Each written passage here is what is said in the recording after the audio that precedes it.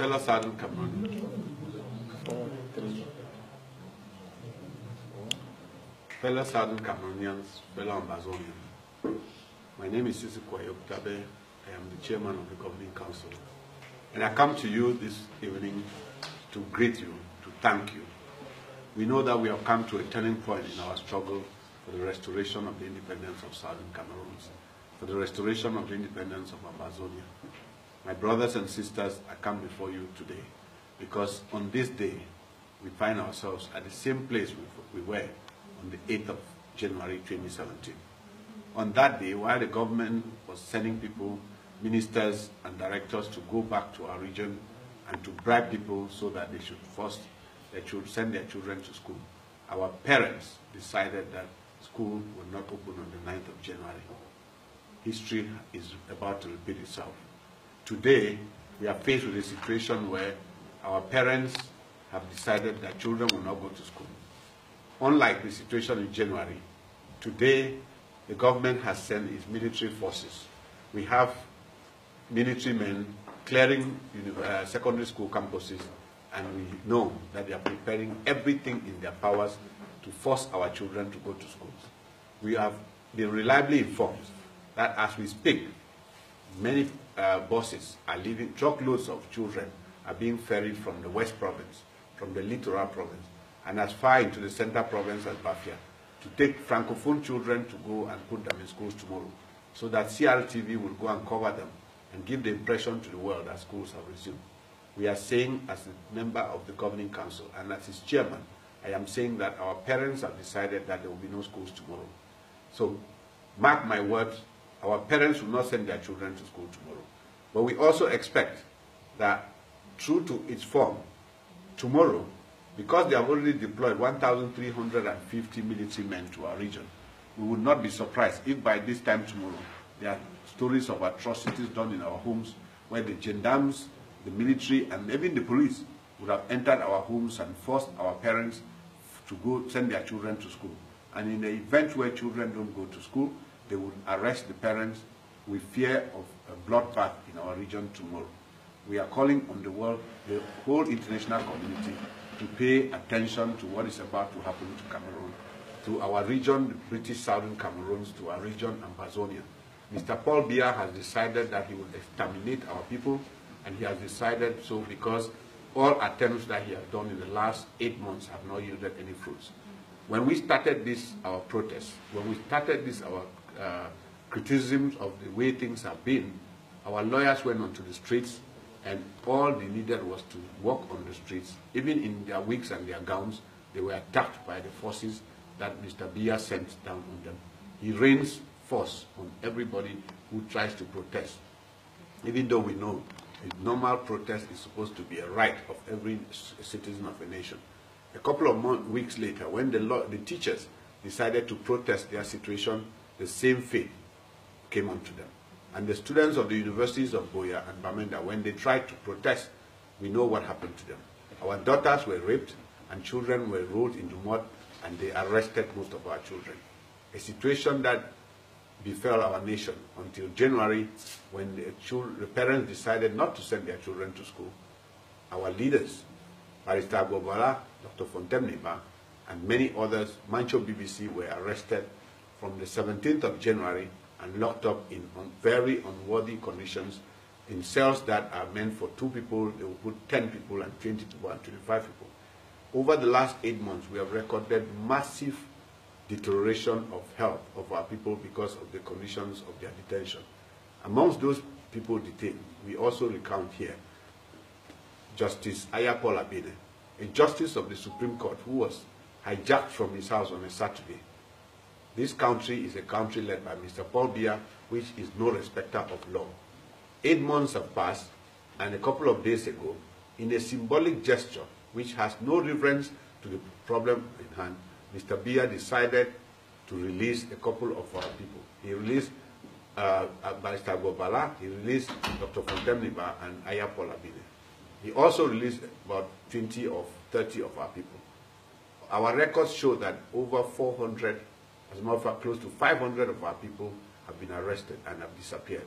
We have stories of 12 mass graves covered in a region of Yaoundé called Soa. And we are now asking, we have come up with a list of all the people that we know have disappeared in the northwest and the southwest. That's our southern Cameroon's region. We are going to publish that list tomorrow. And we are saying that the government of the Republic of Cameroon has to take each of those names and tell us their whereabouts. They owe it to us, they owe it to the international community. Because they know that they will not have all those people to account for, they did a symbolic gesture the other day by releasing 53 people. Amongst the notable people who were detained and who still remain locked up is Mancho BBC and Pen Terence.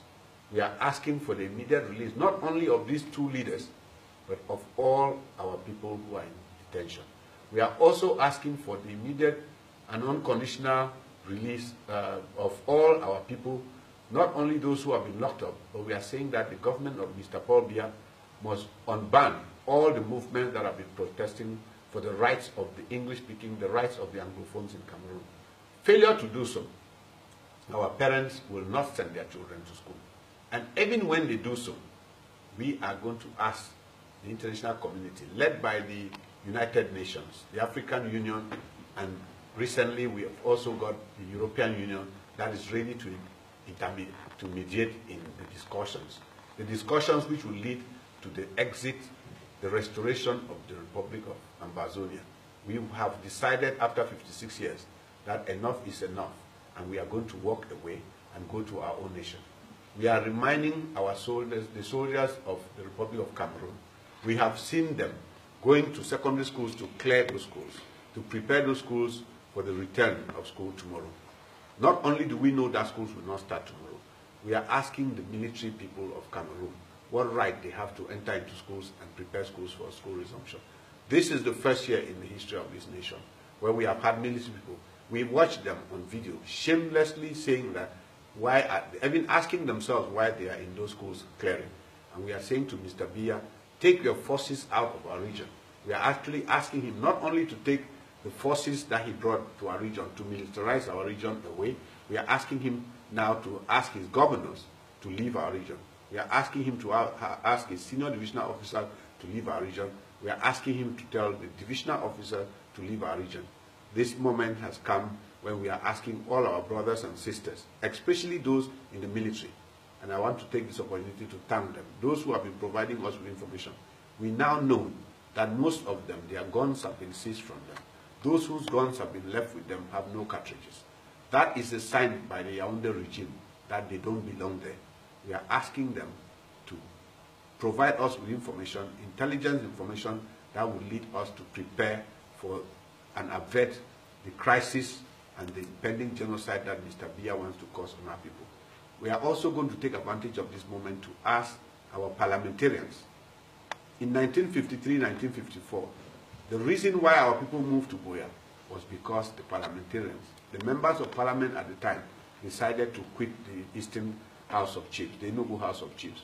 We are asking our parliamentarians, be they members of the CPDM or members of the SDF, that the moment has come when they must check out of the glass house in Yaoundé and come home. We think that enough is enough. We don't belong in this country. We have decided that we want to go and form our own nation because the legal instruments are in our favor. We have lived for 56 years as second-class citizens. We have lived for 56 years as slaves, and enough is enough. As my brother said, when injustice becomes law, resistance becomes a duty. We are asking all our people to resist, particularly about tomorrow. We not only, as the governing council said, that there will be no schools, we also called on our people, both at home and in the diaspora, as a mark of their solidarity to this restoration movement. We have asked them that they should take a sign which they will put in their homes, on their windows, on their doors, and on their fences. That sign is a Passover sign. As a Passover sign, we ask them to have a tree branch and a white cloth, a white handkerchief or a white cloth, something of this nature. So you go to the farms or you go to anywhere and cut a small tree branch and you tie a white handkerchief on it. The tree branch is the hope of our forestry and our agriculture that we hope to build as we go forward, but the white handkerchief symbolizes purity. We are a nation, we are going to be a nation where we are not calling for violence, we are going to be a nation of purity, and we are asking our people to observe this tomorrow. We are asking not just those at home, but those in the diaspora. We want to send a message to Mr. Paul Biya He does not control our people. He ceased controlling our people from November 2016. He would never have control on our people.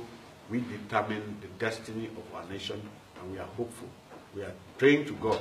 We are asking the international community to come now and avert the genocide that Mr. Biya is preparing for the people of Southern Cameroon. We know that with God on our side, we are going to get to Buea and we'll celebrate the nation. I want to thank all of you. And by the way, let me close this by giving a message to our mothers.